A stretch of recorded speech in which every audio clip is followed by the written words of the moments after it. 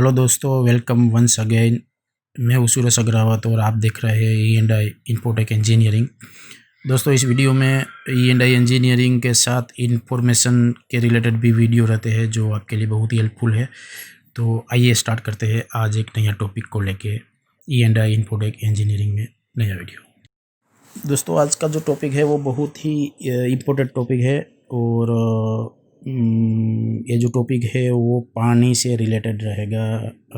कहने का मतलब है कि वाटर प्यूरीफायर से रिलेटेड रहेगा। जैसे कि आप सब जानते ही होंगे कि वाटर प्यूरीफायर की ज़रूरत आज हम सबको कितनी है।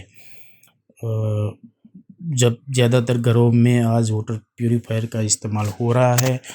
दोस्तों, आप सबको मालूम है कौन सा वाटर प्यूरीफायर अच्छा है या ख़राब है, या मैं इस टॉपिक के ऊपर बात नहीं करूँगा। मैं आज सिर्फ आपको इन्फॉर्मेशन से कुछ रिलेटेड टॉपिक के बारे में बताऊँगा जो आपके लिए बहुत ही यूजफुल रहेंगे। दोस्तों, ज़्यादातर जो वाटर प्यूरीफायर रहते हैं उसमें अननेसेसरी बहुत सारे फ़िल्टर रहते हैं जिसकी हमको बिल्कुल ज़रूरत नहीं है। जो मेरे घर के लिए एप्लीकेबल नहीं है वो सारे फ़िल्टर जो वाटर प्यूरीफायर के अंदर रहते हैं। एक तो ये है कि उसकी कॉस्ट भी बढ़ जाती है। अगर ज़्यादा फ़िल्टर रहेंगे तो उसकी कॉस्ट ज़्यादा हो जाएगी।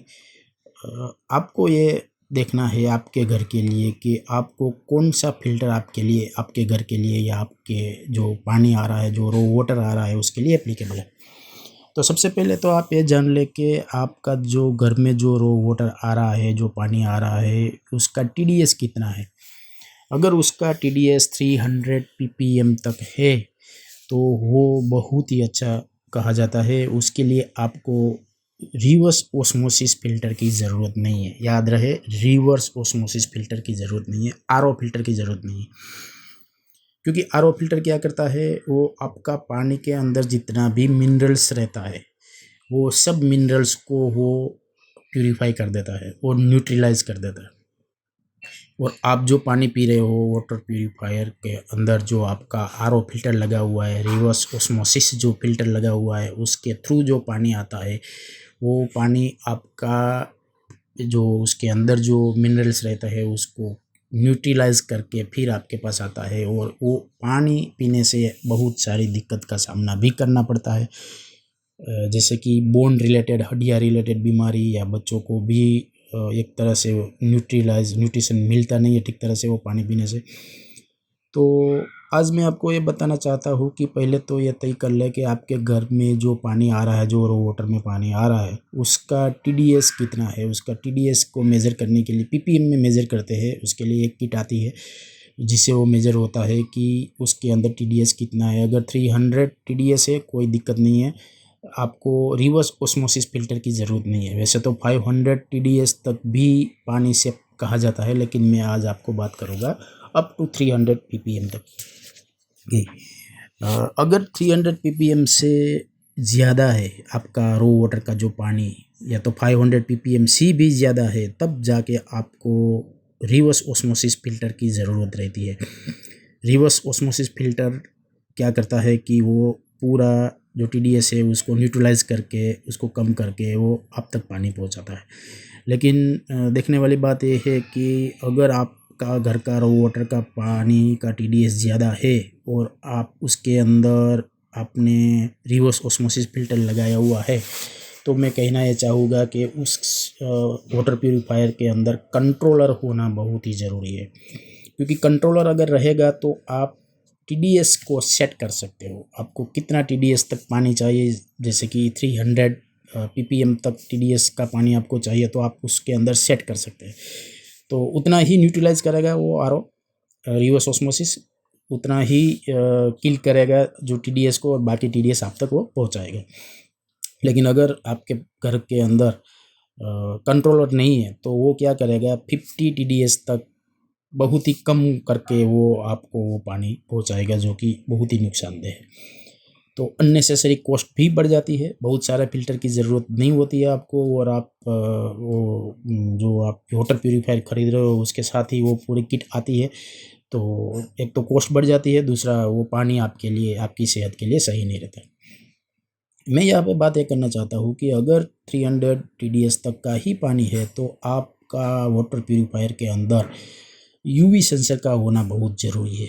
यूवी सेंसर चाहे वो 300 हो या 500 हो या 900, कितना भी TDS हो, कितना भी कोई सा भी कितना भी कैसा भी पानी हो, यूवी सेंसर का होना बहुत ही ज़रूरी है। यूवी सेंसर क्या होता है, एक सिलिंड्रिकल एक शेप के अंदर एक लैंप रहता है, यूवी लैंप जिसको हम बोलते हैं। वो क्या करता है कि एक तरह से पानी को हीट ट्रीटमेंट करता है।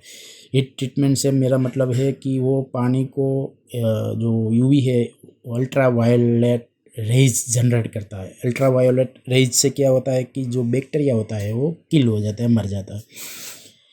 वैसे अगर आपके घर में यूवी सेंसर नहीं है और आरओ का फ़िल्टर है यानी रिवर्स ऑस्मोसिस फ़िल्टर है, तो वो रिवर्स ऑस्मोसिस फ़िल्टर के अंदर से भी वो बैक्टीरिया पास हो जाता है, क्योंकि वो बहुत ही माइक्रोन में उसका साइज़ रहता है जो हम देख नहीं पाते हैं। वो पानी से भी हल्का होता है, तो वो आरओ से होके पास होके वो आपका घर में यानी कि आपका जो पानी का कंटेनर है वहाँ तक पहुँच जाता है और आपके पेट के अंदर भी चला जाता है। तो यूवी सेंसर का होना बहुत ही ज़रूरी है। चाहे कितना भी TDS हो, अगर TDS कम है 3 अप टू 300 ppm तक है तो आप क्या करो, एक यूवी सेंसर और एक कोई भी एक फ़िल्टर और लगा लो, या साथ में आएगा मुश्किल नहीं, जैसे कि कार्बन फ़िल्टर है या तो UF फ़िल्टर है। ये फ़िल्टर क्या करता है, इतना TDS को कम नहीं करता है, वो सिर्फ फ़िल्टर करता है पानी को। पानी के अंदर जो दूसरी अननेसेसरी चीज़ है उसको फ़िल्टर करता है, डस्ट जो जैसी चीज़ रहती है उसको फ़िल्टर करता है। तो मेरा कहने का मतलब यही है कि आपके आरओ के अंदर चेक करें, उसका TDS चेक करें। अगर TDS कम है तो यूवी सेंसर का होना कंपलसरी है, लेकिन आरओ रिवर्स ऑस्मोसिस फ़िल्टर को निकाल ही दे, वो ज़रूरत नहीं है आपको। अगर 500 ppm से ज़्यादा आपका TDS है तभी वो यूवी सेंसर आपका आरओ सेंसर यानी रिवर्स ऑस्मोसिस फ़िल्टर की आपको ज़रूरत है। और रिवर्स ऑस्मोसिस फ़िल्टर के साथ मैंने कहा ऐसे कंट्रोलर होना ज़रूरी है ताकि आप TDS को सेट कर पाओ।